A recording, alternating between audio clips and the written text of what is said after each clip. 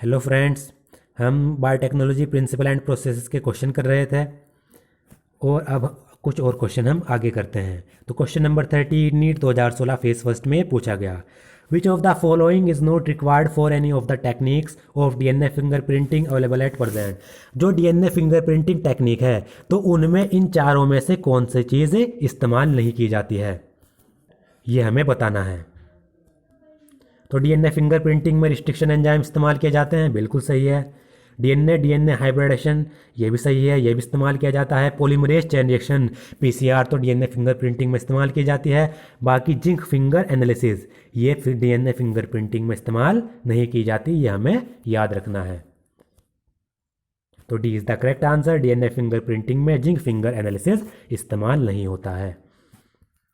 Question number 14 NEET 2016 phase second में पूछा गया है, stirred tank bioreactor have been design for. जो स्टीयर टैंक बायोरिएक्टर्स हैं वो किसके लिए इस्तेमाल किए जाते हैं? तो हमें पता है जो स्टीयर टैंक बायोरिएक्टर्स हैं उनकी विशेषता होती है कि वो ऑक्सीजन की अवेलेबिलिटी को पूरा करते हैं, वो ऑक्सीजन की अवेलेबिलिटी को इंश्योर करते हैं। तो C is the correct answer. Availability of oxygen throughout the process. जो स्टीयर्ड टैंक बायोरिएक्टर्स हैं वो ऑक्सीजन की अवेलेबिलिटी पूरा का पूरा प्रोसेस जब तक होगा तब तक वो ऑक्सीजन अवेलेबल कराते रहेंगे। तो C is the correct answer. Question number 15 NEET 2016 phase second में पूछा गया है, a foreign DNA and plasmid cut by the same restriction endonuclease. एक फॉरेन डीएनए है और एक प्लाज्मिड है और उसको एक ही रिस्ट्रिक्शन एंडोन्यूक्लियस कट कर रहा है। Can be join to form a recombinant plasmid. तो इस फॉरेन डीएनए और प्लाज्मिड को अगर हमें ज्वाइन करना है जिससे रिकॉम्बिनेंट प्लाज्मिड बने तो हम किसे ज्वाइन करेंगे? तो हमने पढ़ा है जब भी कहीं ज्वाइन करने का काम आता है, डीएनए को ज्वाइन करते हैं हम, तो वो लाइगेज से करते हैं। तो ligase is the correct answer.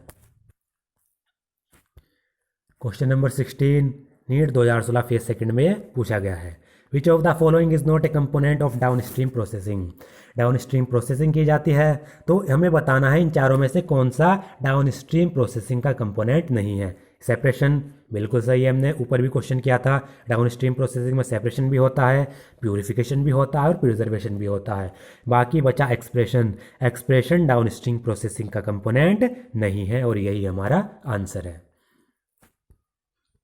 NEET 2016 phase second में पूछा गया question number 17, which of the following restriction enzyme produces blunt ends. ये हमें बताना है इन चारों में से कौन सा restriction enzyme blunt and produce करता है। तो हमें एक बात याद रखनी है, इसमें जब भी रिस्ट्रिक्शन एंजाइम क्या करते हैं, कट करते हैं डीएनए को, तो वो या तो स्टिकी एंड प्रोड्यूस करेंगे या फिर ब्लंट एंड प्रोड्यूस करेंगे। तो Sal first sticky end produce करता है, XHO first sticky end produce करता है और हाइंड थर्ड भी स्टिकी एंड प्रोड्यूस करता है। बाकी बचा ECOR फिफ्थ, ये ई कोलाई से ऑब्टेन किया जाता है और ये रिस्ट्रिक्शन एंजाइम ECOR फिफ्थ क्या करता है, ब्लंट एंड प्रोड्यूस करता है। ये हमें याद रखना है। तो B is the correct answer. Question number 18 AIPMT 2015 में पूछा गया, the DNA molecule to which the gene of interest is integrated for cloning is called. अगर हमें किसी जीन की क्या करनी है, क्लोनिंग करनी है, हमारी कोई इंटरेस्ट का जीन है जिसकी हमें क्लोनिंग करनी है, तो हम उसको किसी डीएनए मॉलिक्यूल से इंटीग्रेट करते हैं, जोड़ते हैं। तो उस डीएनए मॉलिक्यूल को क्या कहते हैं? तो तब जब भी हम क्या करेंगे, क्लोनिंग का कार्य करेंगे, तो हम एक उसको क्लोनिंग वेक्टर से इंटीग्रेट करते हैं। तो vector is the correct answer, क्योंकि क्लोनिंग के लिए वेक्टर की आवश्यकता होती है। तो D is the correct answer. AIPMT 2015 में पूछा गया question 19, the cutting of DNA at specific location became possible with the discovery of. जो हम डीएनए को स्पेसिफिक लोकेशन पर कट करते हैं तो ये कटिंग किसकी डिस्कवरी के कारण पॉसिबल हुई है? तो डीएनए को जब स्पेसिफिक लोकेशन पर काटते हैं वो काटते हैं मॉलिक्यूलर सीजर, और मॉलिक्यूलर सीजर होते हैं restriction enzyme. C is the correct answer. Question number 20 AIPMT 2014 में पूछा गया है, an analysis of chromosomal DNA using the Southern hybridization technique does not use. अगर हमें क्रोमोसोमल डीएनए को एनालाइज करना है साउदर्न हाइब्रिडाइजेशन टेक्निक का इस्तेमाल करके, तो साउदर्न हाइब्रिडाइजेशन टेक्निक में क्या इनमें से इस्तेमाल नहीं किया जाता? तो साउदर्न हाइब्रिडाइजेशन टेक्निक जो होती है उसमें है हमें एक particular DNA mixture of DNA में से अलग करना होता है। यानी इस टेक्निक के इस्तेमाल से एक पर्टिकुलर डीएनए पर्टिकुलर साइज का डीएनए हम मिक्सचर ऑफ डीएनए से अलग करते हैं या फिर सिमिलर मॉलिक्यूल से अलग करते हैं। तो साउदर्न हाइब्रिडाइजेशन टेक्निक में इलेक्ट्रोफोरेसिस भी इस्तेमाल किया जाता है। ब्लोटिंग तो इसके नाम में ही आता है, Southern hybridization blotting technique, auto radiography. बाकी बचा पीसीआर शायद साउदर्न हाइब्रिडाइजेशन टेक्निक में इस्तेमाल नहीं किया जाता, बल्कि इसका इस्तेमाल सिर्फ एम्पलीफिकेशन ऑफ डीएनए के लिए ही किया जाता है, डीएनए को एम्पलीफाई करने के लिए किया जाता है। तो D is the correct answer. Question number 21 AIPMT 2014 में पूछा गया, which vector can clone only small fragment of DNA. इनमें से कौन सा वेक्टर सिर्फ डीएनए के स्मॉल फ्रेगमेंट को ही क्लोन करता है। बैक्टीरिया आर्टिफिशियल क्रोमोसोम गलत है, ये भी। प्लाज्मिड हमारा राइट आंसर है, क्योंकि plasmid extra chromosomal circular DNA होते हैं और ये डीएनए के स्मॉल फ्रेगमेंट को क्लोन करने के लिए इस्तेमाल किए जाते हैं। ये हमें याद रखना है, स्मॉल फ्रेगमेंट के डीएनए को प्लाज्मिड के द्वारा क्लोन किया जाता है। क्वेश्चन नंबर 22 AIPMT 2014 में पूछा गया है, commonly used vector for human genome sequence.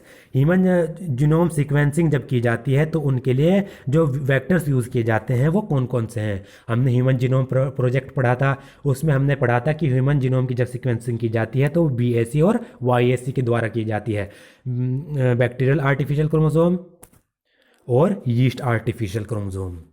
तो B is the correct answer.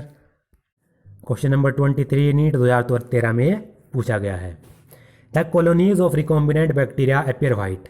जो रिकॉम्बिनेंट बैक्टीरिया होते हैं उनकी कॉलोनीज वाइट दिखाई देती हैं, in contrast to blue colonies of non recombinant bacteria. लेकिन जो नॉन रिकॉम्बिनेंट बैक्टीरिया होते हैं उनकी कॉलोनीज नीली या ब्लू दिखाई देती है, ऐसा क्यों होता है। पहला option, insertional inactivation of alpha galactosidase in recombinant bacteria. जो रिकॉम्बिनेंट बैक्टीरिया होते हैं उनमें अल्फा गैलेक्टोसाइडेज का इंसर्शनल इनएक्टिवेशन कर दिया जाता है। ये ऑप्शन गलत है, क्योंकि अल्फा नहीं बल्कि बीटा गैलेक्टोसाइडेज का इंसर्शनल इनएक्टिवेशन किया जाता है। पहला ऑप्शन गलत। दूसरा, inactivation of glycosidase enzyme. Glycosidase enzyme का इनएक्टिवेशन नहीं किया जाता, बल्कि बीटा गैलेक्टोसाइडेज का किया जाता है, वो भी रिकॉम्बिनेंट बैक्टीरिया में। C, non recombinant bacteria containing beta galactosidase. जो नॉन रिकॉम्बिनेंट बैक्टीरिया है उनमें बीटा गैलेक्टोसाइडेज एंजाइम पाया जाता है, बिल्कुल सही है। डी भी पढ़ लेते हैं, इंसर्शनल इलेक्टिवेशन ऑफ अल्फा गैलेक्टोसाइडेज का इंसर्शनल इलेक्टिवेशन नहीं किया जाता, बल्कि जो नॉन रिकॉम्बिनेंट बैक्टीरिया होते हैं उनमें बीटा गैलेक्टोसाइडेज का इंसर्शनल इनएक्टिवेशन किया जाता है। और सी ऑप्शन इसलिए सही है क्योंकि इसमें कहा गया है कि जो नॉन रिकॉम्बिनेंट बैक्टीरिया है उनमें बीटा गैलेक्टोसाइडेज पाया जाता है, ये सही है। जो रिकॉम्बिनेंट बैक्टीरिया हैं उनमें तो बीटा गैलेक्टोसाइडेज इनएक्टिवेट कर दिया जाता है, इसलिए वो वाइट दिखाई देते हैं रिकॉम्बिनेंट बैक्टीरिया। लेकिन जो नॉन रिकॉम्बिनेंट बैक्टीरिया हैं उनमें बीटा गैलेक्टोसाइडेज प्रेजेंट होता है, इसलिए वो ब्लू दिखाई देते हैं। इसकी वजह से रिकॉम्बिनेंट बैक्टीरिया में बीटा गैलेक्टोसाइडेज क्या हो जाएगा, इनएक्टिवेट कर दिया जाएगा। नॉन रिकॉम्बिनेंट में बीटा गैलेक्टोसाइडेज मौजूद होगा। क्वेश्चन नंबर 24 नीट 2013 में पूछा गया, DNA fragment generated by the restriction endonuclease in a chemical reaction can be separated by. जो रिस्ट्रिक्शन एंडोन्यूक्लियस डीएनए का फ्रेगमेंट जनरेट करता है तो उनको हम किसके द्वारा सेपरेट करते हैं, हमें पता है, उसको हम इलेक्ट्रोफोरेसिस के द्वारा सेपरेट करते हैं। तो is the correct answer, gel electrophoresis technique के द्वारा। क्वेश्चन नंबर 25 नीट 2013 में पूछा गया, which of the following is not correctly matched for the organism and its cell wall degrading enzymes. इधर ऑर्गेनिज्म दिए गए हैं और इधर इनके सेल वॉल इनकी जो सेल वॉल को डिग्रेड करने वाले एंजाइम हैं वो दिए गए हैं। तो हमें बताना है इनमें से कौन सा करेक्टली मैच नहीं है। पहला एल्गी, इसका मिथाइलेज, यही हमारा आंसर है और गलत ऑप्शन है, ये करेक्टली मैच नहीं है।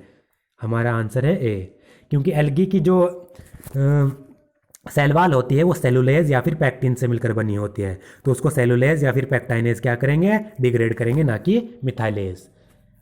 तो ये रोंगली मैच है। बाकी फंजाई काइटिनेज बिल्कुल सही है। बैक्टीरिया की जो सेल वाल है उसको लाइसोजाइम और प्लांट सेल की जो सेल वाल है उसको सेलुलोज एंजाइम क्या करता है, डिग्रेड करता है।